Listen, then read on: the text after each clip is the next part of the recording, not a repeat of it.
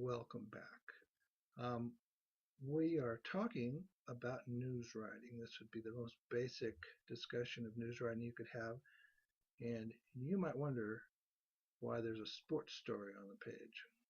Well, sports, I think, is the way one recounts a sporting event is quite illustrative about how we need to approach news writing or summary in general. And after all, news writing is a summary. So let's just imagine that you went to see a Rockies game and someone who did not attend the game said, "Well, what happened last night?" Surely you would say, "Rockies won 9-4." That might be all the information this person wants. But the person might say, "Well, shoot, how'd they do it?"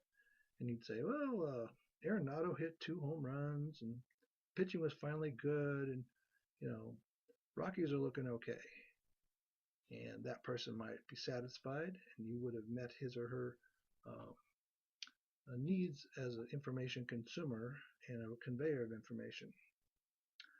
The reason I like to talk about sports writing as in the mode of bad summary or bad writing is because one time I happened to judge a journalism competition, high school journalism competition, and had um, some sports stories, or I was judging a sports category, and a couple of the entries were just like I depicted it. Uh, the story was like they might have given the score in the baseball game between the Yellow Jackets and the Polar Bears, but after that it was in the first inning the Polar Bears didn't score and neither did the Yellow Jackets, and in the second inning nobody scored. In the third inning, who wants to read that? It's up to the journalist to make choices about what's most important. And that brings us to a term that's very important. It's called burying the lead. I'm not sure why the newspaper industry chooses to spell lead this way, but that's the way it is. The lead, of course, is what's the most important part of a story, and it should be up at the top. The concept is called the inverted pyramid, and if you'll imagine a pyramid, you'll imagine the fat end of the pyramid. That's what we want at the top in a news story, and it's up to the reporter to choose. Now, in a baseball story, the obviously the most important thing is who won and what the score was, and then it might be how did the team achieve this. But name your other news story. Name let's say if it was a press conference, the story wouldn't be that there had been a press conference. That would be basically immaterial to the readers. What was said at the press conference would be material, and what was the most important thing said at the press conference would be the lead in a story about a press conference. So the problem of bearing a lead is that when you force readers to wade through a whole bunch of information to find the most important thing. That's the job of the reporter or the news writer. The other obviously important aspect of news writing is making sure that these key components are said rather early, not necessarily in the lead, but surely within the first 2 to 3 paragraphs, we ought to have a clue as to what the 5 W's are. And after that, and a lead paragraph is very short. It's not anything like an essay style paragraph. After that, news writing is designed very differently than say essay style writing, where paragraphs are compositions unto themselves. In a news style, particularly in a newspaper article, paragraphs are small. Basically, it's each separate thought is its own paragraph, and each quotation is its separate paragraph. Now, why would that be? Because newspapers understand that they're in a battle for time relative to the reader's obligations. We know people are in a hurry.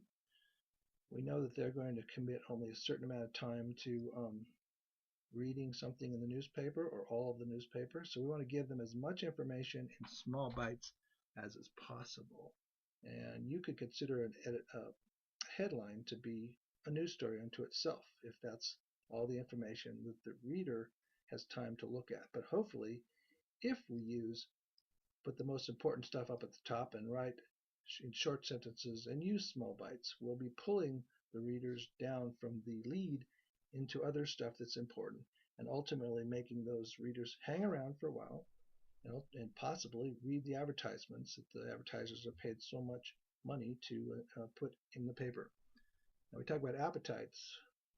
This truly depends on what the consumer wants. If the consumer has purchased a magazine, that individual expects to lounge around in the magazine and read a long analysis. Whereas if he or she has purchased a newspaper, then there may be opportunities to have the long analyses, particularly in a Sunday paper. But we know that because of the time constraints, newspapers want to stay relatively brief and also understand that readers may not finish the whole article, but if we can get 6 or 7 paragraphs to someone before that person has to bolt, then that is important, and that's something that has met the need of the reader. Well, now let's talk about the press release, which is very much like it follows the same principles as news writing, in that you understand that a press release is not going to be a lot of information unless the newspaper decides it's so important that, let's say, it would assign a reporter to cover whatever this is, whatever you're trying to announce. And it very well may happen that happens, that the newspaper staffs a story that comes out of a press release. So what do you need to do when you write a press release? And the fact is that many of you will be doing this, whether it's for an organization, a nonprofit, a business, your own business. You'll want to get the information out to the newspaper or the television station or radio stations. Certainly you'd want to send press releases to all media entities to do so. So what do you need to do? Well, you need to follow the basics of news writing. You need to write short sentences. You need to put the most important information at the very top.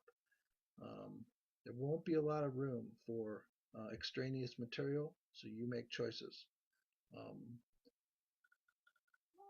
You basically need to do this. You need to know 2 audiences. What are they? Well, the first and most important one, believe it or not, is the editor, someone you may not know. You need to find out who this person is. So if you have a press release, call the newspaper, call the radio station, call the TV station, find out to whom you need to get the press release. Okay? So it goes to that person, so it doesn't end up in just some inbox that no one's going to check. Also, you need to provide contact information, your phone number, an email address. So if the newspaper, radio station, or TV station has any questions, that entity can get a hold of you. And what's the other audience? Well, of course, it's the readers in your community. Now, how do you take into consideration that audience? One thing you do is you don't think of a press release as some means of self-aggrandizement or a way to try and get someone's name in the newspaper. The readers don't necessarily want that. They want to get information that's useful to them. Write for your audience and only your audience. In other words, I've seen press releases that had little nuggets in there, like Gladys Schifrin brought the Jello salad for the meeting, and Gertrude White gave the Pledge of Allegiance. Who cares? That organization doesn't understand what a press release is about, and that information is going to go away. Hopefully, or possibly, the whole press release will go away. I've also seen press releases that had footnotes, believe it or not. Yeah, those are going to be very useful to the readers. Nope, not at all. So what do you need to do when you write a press release? You need to write a very short news story. Simple as that.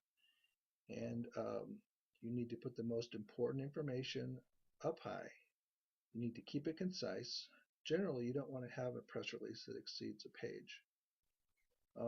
You want to do for the editor with this information what he or she would be doing anyway. You need to spell correctly. You need to write short sentences. You need to use an inverted pyramid and know that possibly some of the information may not make it. So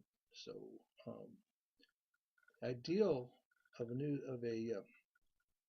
the press release is one that actually the editor doesn't do anything to. The editor thinks is so clean and treats information so importantly that he can just place it all in toto in the newspaper. And that will be a successful press release.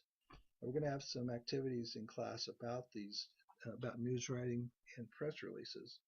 So remember how important it is to save the editor the hassle of having to cut unimportant material from a press release, from rattling on, um, and making the editor have to find what is most important in a press release, and when one buries the lead. We don't want to do that. Yeah. Well, those are all good things I hope for you to understand, and we will let you go now. Bye bye.